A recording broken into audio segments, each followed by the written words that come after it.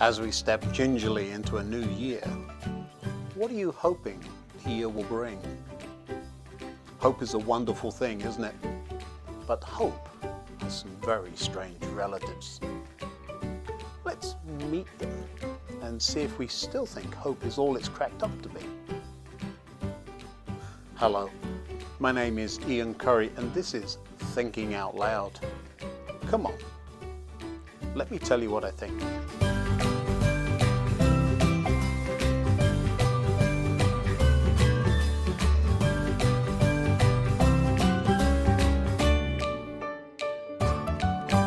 Welcome back.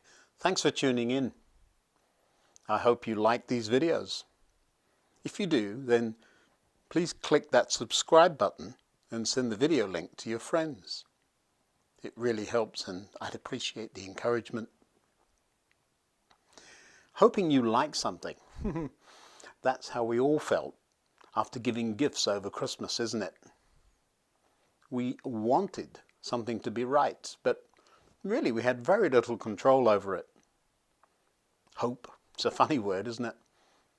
Some of my friends will probably have thought about A New Hope and think I'm getting into Star Wars or something.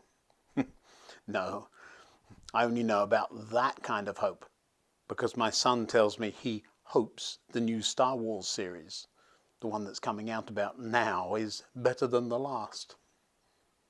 In a way, looking forward with hope is an encourager all of its own.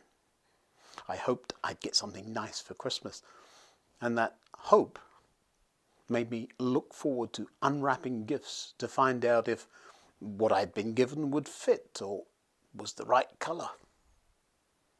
I suppose expectation might be another word that has to go into the same family as hope, doesn't it?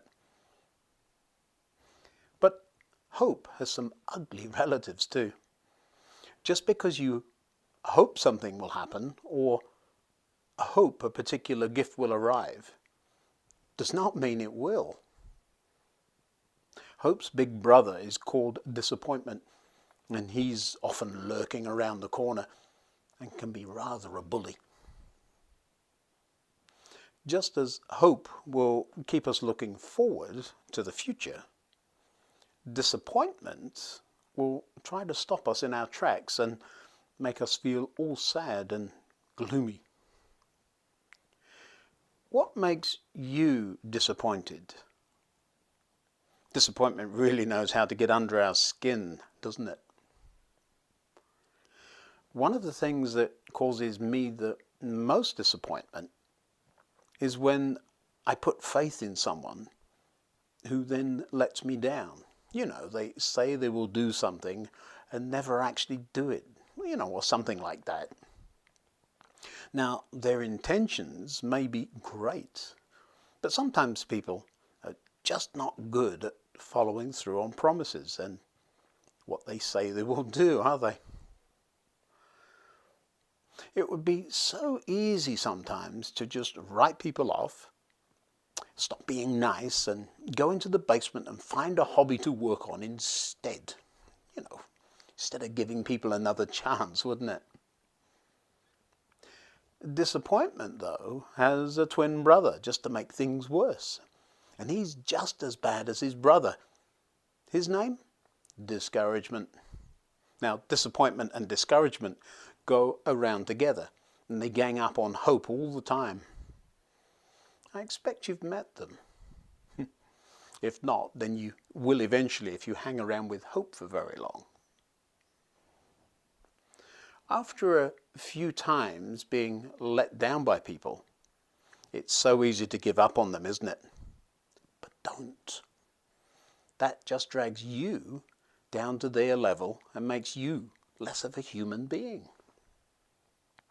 God knew these struggles would face us. And of course, because it's so important, He had something to say about it.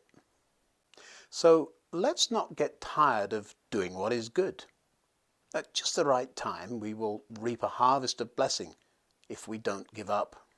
The clue here is that hope has cousins that come to our rescue. They're called perseverance and blessing. They're quite a pair. Not getting tired of doing what is good is sometimes hard, but keep on going. Persevere. And the good that will eventually come from that will be very rewarding. But it can get tiring, can't it? Even youths will become weak and tired, and young men will fall in exhaustion. But those who trust in the Lord will find new strength. They will soar high on wings like eagles. They will run and not grow weary. They will walk and not faint. Do you see? I've often read this and thought about physical stamina. But look at that sentence right before these two sentences. I think it gives a better clue about this being more to do with mental stamina and clinging to hope. He gives power to the weak and strength to the powerless. The powerless, people who have no control over their future or what happens, no matter what they do, except if we put our hope in God. Then things are going to be different.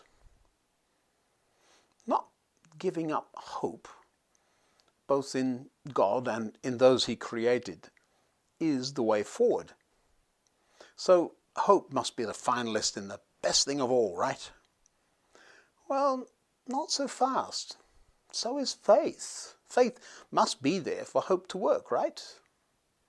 Now, which of the two do you think is best? Faith or hope? Or can't you tell them apart? They're certainly related, aren't they?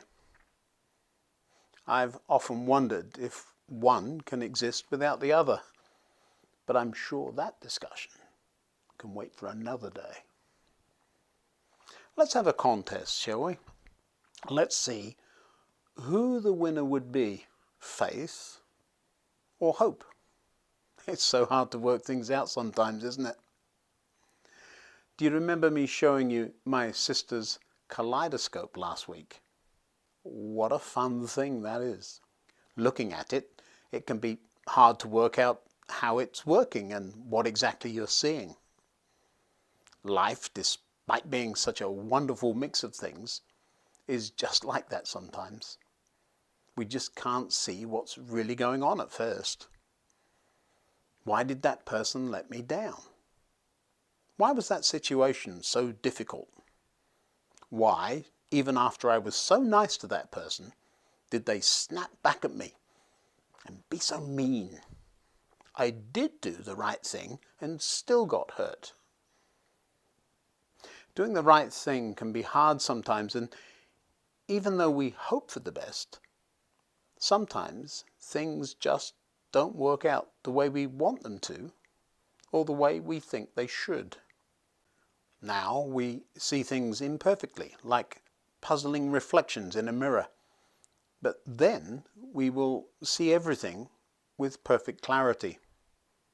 All that I know now is partial and incomplete, but then I will know everything completely, just as God now knows me completely. 3 things will last forever: faith, hope, and love. And the greatest of these is love. Did you see that? The answer to our competition between hope and faith. There comes love, who's been there all the time, hanging on, hiding in the background. 3 things will last forever: faith, hope, and love. But the greatest, the winner, is love. Continuing to choose to love our enemies, the people who disappoint, the ones that say one thing and do another, the people that just can't seem to get it right. That can be so hard, can't it? But look, did you see? Love is the winner, even over faith, despite that being a bit of a surprise at first. But once you stop to think about it, well, if you think about it long enough, you can see how it happened. Love just got on and thought the best. Stayed doing the right thing first time every time. Love chose to forgive. Love stepped right past the petty arguments and just like the tortoise in the Hare and the Tortoise story, kept going when everyone else was distracted. As we press on through this coming year, complete with the doubtless uncertainties, many disappointments, inevitable discouragements, and every dark day you can imagine, let's remember not to get weary of doing good. Make an extra effort to love the unlovely and anticipate change that will eventually come along because of that. Until next time, goodbye.